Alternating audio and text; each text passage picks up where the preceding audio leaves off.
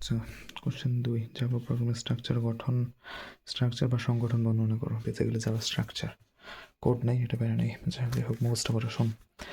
একটি Java program বা একাধিক প্রোগ্রামে এক বা একাধিক ক্লাস এবং প্রত্যেকটি ক্লাসে এক বা একাধিক ভেরিয়েবল ও মেম্বার মেথড থাকে। জাভা প্রোগ্রাম রচনা করার সময় আমরা প্রথমে ক্লাসকে ডিফাইন করে থাকি, তবে প্রত্যেক জাভা প্রোগ্রামে অবশ্যই মেইন নামে একটি পাবলিক প্রকৃতির স্ট্যাটিক মেথড থাকতে হবে। কারণ মেইন মেথডের মাধ্যমে অন্যান্য সকল মেথড ও অবজেক্টকে কল করা হয়। একটি জাভা প্রোগ্রামকে মেইন মেথড সহ আরও অন্যান্য অনেকগুলো সেকশনে ভাগ করা হয়, যথা, এটা মুখস্থ করা লাগবে unfortunately, documentation selection, package statements, import statements, class definition, inheritance statements, interface statements, main class definition, main method definition, other calling method. ঠিক আছে, আরেকবার বলে দিই। Documentation selection, package statements, import statements, class definition, inheritance statements, interface statements, main class definition, main method definition, other calling method. এই কয়টা। এই সকল সেকশনের মধ্যে কিছু সেকশন অবশ্যই প্রয়োজনীয় এবং কিছু সেকশন ঐচ্ছিক। নিম্নে একটি জাভা প্রোগ্রামের স্ট্রাকচার চিত্র এঁকে দেখানো হলো। বেসিক্যালি যে কয়টা এতক্ষণ পড়লাম সেটা আমরা এখানে লিখছি। ঠিক আছে, জাস্ট এই পর্যন্ত ইন্টারফেস স্টেটমেন্ট পর্যন্ত ঠিক আছে, ঠিক আছে, তারপর একটু ঝামেলা আছে। তারপরে কি করছি দেখ, main class definition, second bracket main method definition, তারপর নিচের লাইনে আদার মেথডস কলিং, ব্র্যাকেট ক্লোজ, শেষ। বক্সের মধ্যে বক্স আঁকায় করবি। এইটুক দিলে ফুল মার্কস দেবে না, কিন্তু একটু কম মার্কস দেবে। ঠিক আছে,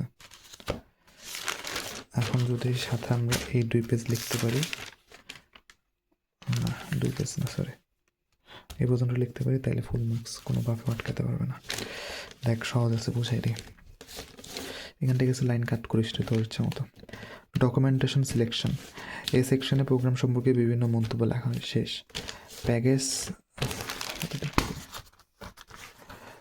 স্টেটমেন্টস, প্যাকেজ ডিক্লারেশনের মাধ্যমে প্রোগ্রামে ব্যবহৃত ইন্টারফেস এবং ক্লাসগুলোকে অর্গানাইজ অবস্থায় ছোট ছোট ফোল্ডারে রাখা যায়। ঠিক আছে, প্যাকেজ স্টেটমেন্ট কী করে? প্রোগ্রামে ব্যবহৃত ইন্টারফেস এবং ক্লাসগুলোকে অর্গানাইজ করে। প্রোগ্রামে যেগুলো আমরা ইন্টারফেস এবং ক্লাস ব্যবহার করছি সেগুলোরে মানে গুছায় একটা ফোল্ডার রাখা হচ্ছে প্যাকেজ স্টেটমেন্টস। বুঝে নে। ইম্পোর্ট স্টেটমেন্টস, কোনো লাইব্রেরির ক্লাস থেকে প্রোগ্রাম ব্যবহার করতে চাইলে সেই ক্লাস বা ক্লাসগুলো যে প্যাকেজ আছে তা ইম্পোর্ট স্টেটমেন্টের মাধ্যমে ডিক্লেয়ার করা হয়। মনে করা লাগবে না, তো মুখস্থ কর। কোনো লাইব্রেরি, তো বুঝিয়ে দিয়ে গেলে আমার মাথা খারাপ।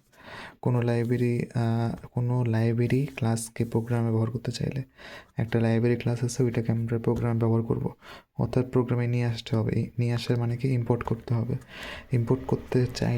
ব্যবহার করতে চাইলে সেই ক্লাস বা ক্লাসগুলো যে প্যাকেজ আছে তা ইম্পোর্ট স্টেটমেন্টের মাধ্যমে ডিক্লেয়ার করা হয় বা নিয়ে আসা হয়। ক্লাস ডেফিনেশন, একটি প্রোগ্রাম এক বা একাধিক ক্লাস থাকতে পারে। ক্লাস জাভা প্রোগ্রামের প্রাথমিক এবং আবশ্যকীয় অংশ। প্রোগ্রামে ব্যবহৃত অবজেক্টগুলো নির্মাণের জন্য ক্লাস ব্যবহার করা হয়। মুখস্থ করা। ইনহেরিটেন্স স্টেটমেন্ট, একটি ক্লাসকে অন্য ক্লাসের দ্বারা সরাসরি ইনহেরিট করার জন্য ইনহেরিটেন্স পদ্ধতি ব্যবহার করা হয়। 2 line. Interface statements, multiple inheritance পদ্ধতিকে ইন্টারফেস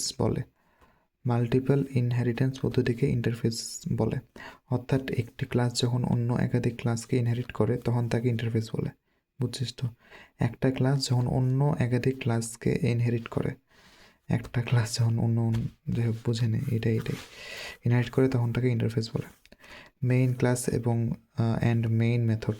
ঠিক আছে, কোনো জাভা প্রোগ্রামে একাধিক ক্লাসের সমন্বয় তৈরি হলে মেইন মেথড অবশ্যই থাকতে হবে, কারণ প্রত্যেকটি জাভা প্রোগ্রামে মেইন মেথড ইনোভেশনের মাধ্যমে শুরু হয়। মুখস্থ করে নিবি, ফুল মার্কস কনফার্ম যদি এটা লিখিস। আর যদি এটা কঠিন মনে হয় তাহলে এইটুকু পর্যন্ত লিখিস, কঠিন মনে হওয়া যাবে না, এইটুকু লেখা লাগবে, তো পুরোটুকুই লিখবি, শেষ।